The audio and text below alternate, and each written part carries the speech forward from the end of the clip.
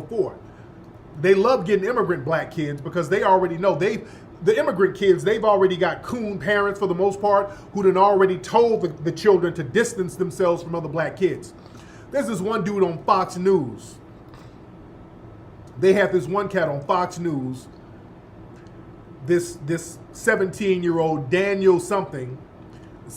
They already got him on Fox News talking against woke culture. Now look at this. See how young they get him very young. Look at this. A senior at one of the most selective high schools in New York City is refusing to go woke. In a New York Post op-ed, Daniel E. Friends writes, "Even though I find myself in similar circles as my activist counterparts, I did none of those things. I'm a proponent of equality and pluralism, but I don't believe in the kind of self-aggrandizing virtue signaling that accompanies so much." Okay, now I want y'all to be clear. Ain't no 17-year-old talking on this shit. This is something that one of these white supremacist think tanks then got this dude, and these are talking points. Ain't no 17-year-old kid talking about no shit like this. These are talking points from some white supremacist think tank, all right? All right. Much of woke politics. So well said. Daniel joins us now here on Fox. Lord, boy, they have the same look. Boy, they all have that same look, boy. Daniel, thanks for being here. So great. Thank you for having me. What an outstanding op-ed in the New York Post. I encourage everybody to check it out. And another thing you write is, "I'm a religious Christian and political conservative with an after-school job as a dishwasher at Panera." And you describe who you are at your core as an inoculation, which is fitting where we are right now, in sort of 3 stages and shots. If you would, what are the ways in which you were fortified as a young man, 17-year-old, with such a perspective of the world? Well, first I would say the values that my parents have had. He can't even remember his talking points. Now, these are talking points, and his little ass can't even remember the talking points. All right? The eyes are bucking, as we see. The hairline is non-FBA. The eyes are bucking, and he can't even remember his talking points.